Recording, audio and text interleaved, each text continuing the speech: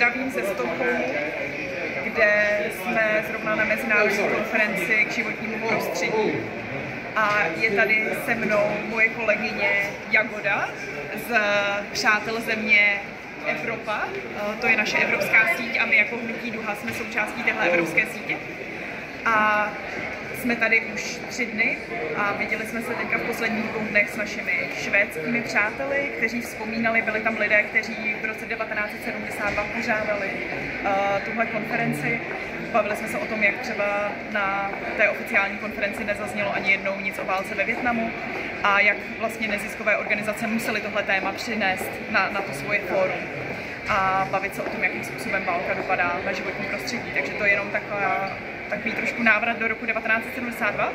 Ale teď už bych chtěla se tady zeptat Jagody a budu mluvit anglicky, protože Jagoda je Chorvatka a možná by mi trošku něco rozuměla, ale asi by to nebylo úplně ideální. Takže do angličtiny a pak se to pokusím shrnout. So Jagoda, thanks so much for joining us. And I was wondering, like these 50 years, we have 1972 and then 2022. What happened in these 50 years and why is it so important? Many things. I just want to say that Stockholm Conference was also in '72 was very important for Friends of the International history because then 4 groups before that conference joined forces and formed Friends of the International.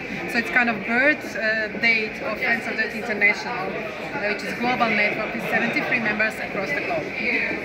Okay, and so 50 years, that's a long time. What do you think happened? Like, what was good about these 50 years? Yeah, then in the first 70s, we can see then, as it's also written here, that UNEP was formed, and there was lots of environmental policies that were introduced to reduce pollution, primarily air pollution, water pollution, for example. And it was kind of enthusiasm of the movement in this decade.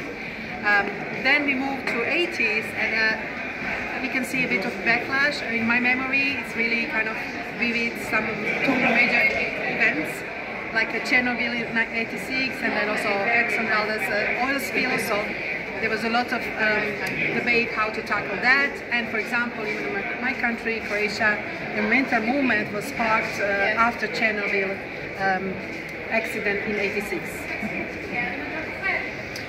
And Shall so, I continue with the? Do you want maybe to go to service? Yeah, let's go. Let's have a look. What was going on?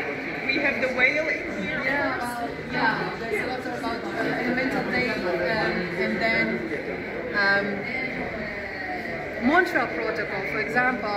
That's really important. It was also in the 80s, and I think it's a good example of this international cooperation when there was a protocol that focused on reduction of pollution in a way that ozone layer stops being depleting, and unfortunately we supposed to have same action today to climate change and biodiversity loss, but seems that it's a bit less of kind of willingness among governments to do so. So this is a good example how international cooperation can work and should work, and why we should, we should really follow these good examples nowadays to actually have good environmental legislation on global scale. Okay, so we can walk a bit further and we see the climate change movement here already and launching of the panel.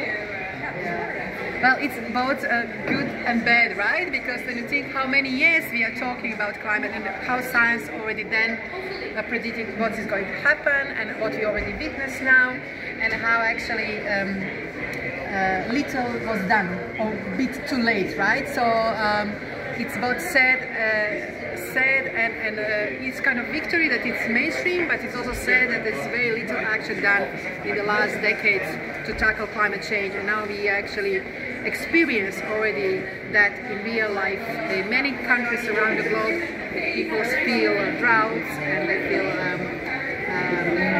floods and high temperature extremes and so on. Oh, Rio, yeah, 1992, the Rio conference. From that, there was a followed by the Biodiversity Convention and UNFCCC after that. And wow, this was really a moment of like people gather together, discuss development, sustainability, and in a way that concept of sustainable development was emerged then. But the question was like this conflict between economy, social needs and social element of it and the environmental element of it. It's still kind of a bit in conflict, right? So we see that maybe economy part is always kind of taking precedence than other two. It's always, it's dominating the debate. It's dominating the debate, and we still feel that as a consequence, only recently maybe there's more debate that the economy should be within this planetary boundaries and within basically serving the social needs of people. Well, and let's go all the way to 2022. We have a lot of stuff happening here, but when we look at the year 2022, so what is the task ahead? Well, we have been through quite a severe two years, right? We had the good developments that we have seen is lots of debate about new Green Deal or Green Deal, European Green Deal in Europe. So they're coming to the core of the debate, what kind of socio-economic system we should have for the future, what should work, how this should look like to be really sustainable. So that's good. But we do have now 2 years of pandemic and consequence of that, and it will be really good that all this discussion how we build back better after pandemic actually become reality. So I really hope that the governments will follow demands of people and move beyond just market mechanisms in providing solutions to climate change and biodiversity loss and ensure there is real change, real system change that will tackle this urgency that we face in solving climate change problems and biodiversity loss. Cool. Thank you so much, Jagoda. A to je na čem s Přáteli Země v evropské síti i v globální síti pracuje i Hnutí DUHA. Mějte se moc hezky.